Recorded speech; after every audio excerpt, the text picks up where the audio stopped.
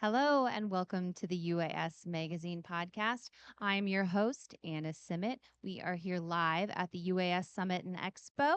I am here with Houston Cantwell, Senior Resident Fellow for Air Power Studies at Mitchell Institute for Aerospace Studies. Houston, hello and welcome to the podcast. Hey, Anna, great to be here. Thanks. Yeah, pleasure to have you here. Why don't we begin today, Houston, by having you tell our viewers what is Arctic domain awareness and why is it so important? Okay, yeah. So, Arctic domain awareness, as the name implies, it's about knowing what's going on in the Arctic. And it sounds simple, but it's actually very important these days. So, everyone's heard of global warming, and it's actually impacting the Arctic more than it is the rest of the world. And so that warming is allowing new trade routes for the ships to come through the Arctic. It's allowing access to more minerals and more natural resources, whether that's natural gas or that could be actually fishing reserves. And so you've got more activity up there. And all of our domain awareness sensors and radars were designed back in the Cold War. And we haven't touched these things in almost 40 years. And so these old technologies can no longer sense any of the threats that would be coming. And you're like, well, why would there be any threats up there, Houston? There's a bunch of fishermen and a bunch of boats. Well, it's actually, if you look at the Earth from the North Pole, it's the shortest route between Russia and the United States. It's the shortest route between China and the United States. And so that makes it a very important and a very strategic location as we move forward. Super interesting to think there could be some benefits to global warming. There could be. Now, I don't know if you want to go hop on a ship in the North Pole. Right. I don't want to No. myself, but there's a lot of opportunity up there. Right. Okay. So you mentioned China and Russia. Could you expand on their role in the Arctic? Yeah, it's really important to highlight that China has a desire to get access to these natural resources. So they are actually moving a lot of their ships up there, scientific research. We say scientific research. It's hard to tell what's military and what's scientific, but they are having a lot more activity than they have ever had because they want those kinds of resources for their continued growth. And so we want to be able to monitor that, but we don't have the capability to do so. We've also noticed that Russia is also increasing their military operations up there. And many people didn't hear about this, but the Russians and the Chinese actually did a combined bomber task force, which I think is very concerning. The Chinese flew bombers into Russia, and then they landed at a Russian airfield, and they actually took off together, Russian bombers, Chinese bombers, and flew into the Alaskan Air Defense Identification Zone. And they did this joint bomber task force together to show they could do it, that they were interoperable, that they were working together, and then they flew back to Russia. That's never happened in the history of bomber aircraft, in the history of the Russian and Chinese relationships. And so that's very concerning. Wow, no kidding. Um, so Houston, how do current events, say the combat operations in the Ukraine, relate to this discussion? Yeah, I think it's very important to think about and to monitor what's going on in uh, current day combat operations because who knows? Those adversaries in Ukraine, you've got Russia imposing its will on Ukraine. Who's to say that Russia's not going to turn against NATO countries, against Canada, against the United States in the near future? By watching what's going on in Ukraine, we can surmise what they might want to do against us as we move forward. And if you ask me, what they're doing in Ukraine is extremely troublesome. They have the ability to launch missiles that are 3 to 4,000 miles in range. That is like from New York City to Los Angeles. I mean, these are very long range missiles. I know many people have probably heard of their Shahed drones. We're at a UAS conference here. The Shahed drones are tremendous. They themselves, even though they're a drone, they can fly up to 1,500 miles on their own. A drone. I mean, how's that even a drone, right? And they put 100-pound warheads on these things, and they put GPS coordinates into the drone, and they can hit targets very precisely. Back in the Cold War, we were most concerned about nuclear weapons because these long range missiles, they might be able to hit something, but you put a nuclear tip warhead on that, and it doesn't matter if it's close, the nuclear warhead's going to get you. But now that they have these very precise missiles, they can launch them from thousands of miles away and they can hit an exact target. That's very troubling. They've done it in Ukraine and they've done it against Kyiv. We don't want the United States to be the next Kyiv. Okay, so you've laid out some really important concerns. What can be done to better protect America?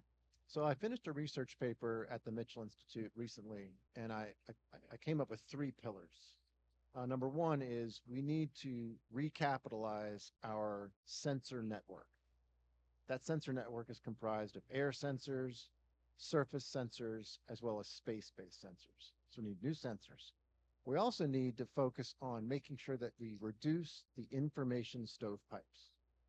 The information stovepipes, you've got the Department of Defense, you've got Department of Homeland Security, you've got the Federal Aviation Authority. All these organizations are collecting data, collecting information all the time.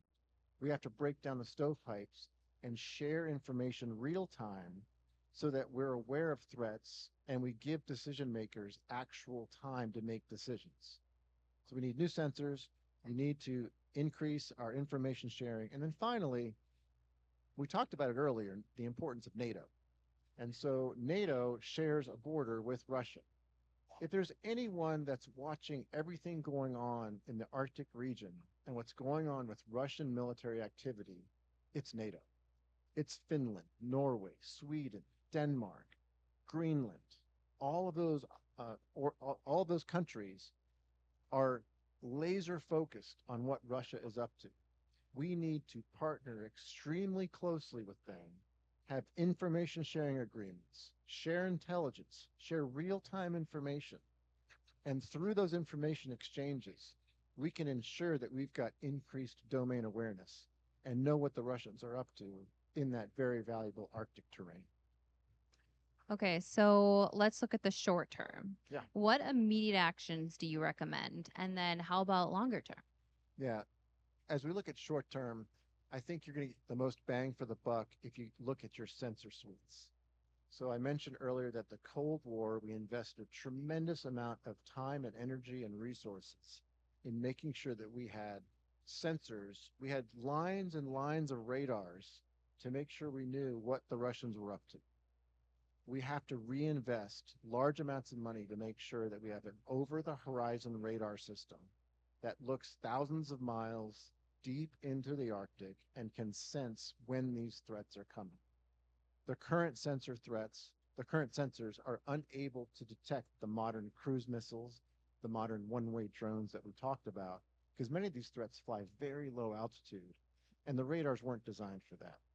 The radars were designed for these high altitude aircraft that the Cold War once presented us. So we have to invest immediately in these new sensors. We also need to invest in the um, airborne layer sensors as well. That could be unmanned aircraft. Unmanned aircraft are absolutely perfect for this mission set. Long endurance, you get the aircraft to medium altitude, and they can look a very long way over the horizon and get that early warning for America. And then long term, I think it's important to invest in space based capabilities. One day, space based capabilities, AMTI, Airborne Moving Target Indicator, is going to provide tremendous capability, but it's not going to happen tomorrow. Okay, so we got to invest in those When do capabilities. you think? The experts say, 5 to 10 years. But the experts have been saying we'll have a self driving car in 2 years, right? They've been saying that, for the last 10 years. So there are some technologies that seem like they're always right around the corner. We'll see if AMTI is one of those capabilities. Okay. So, lastly, you served 30 years in the Air Force, Yeah, flying multiple different aircraft.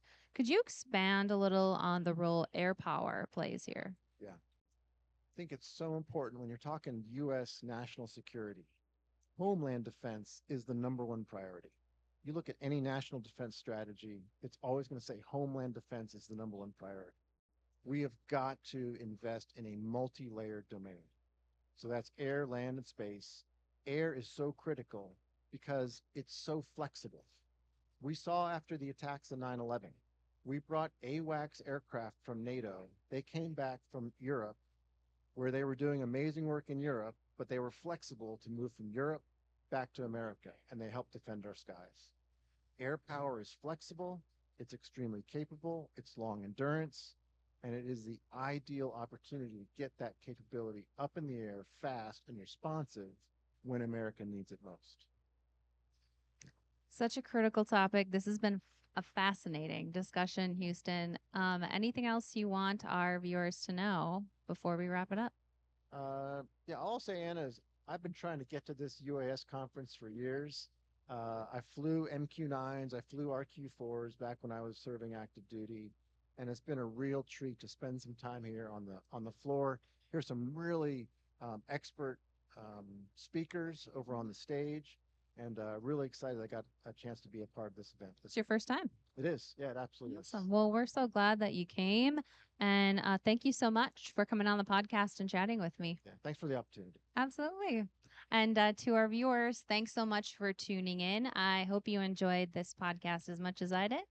Until next time.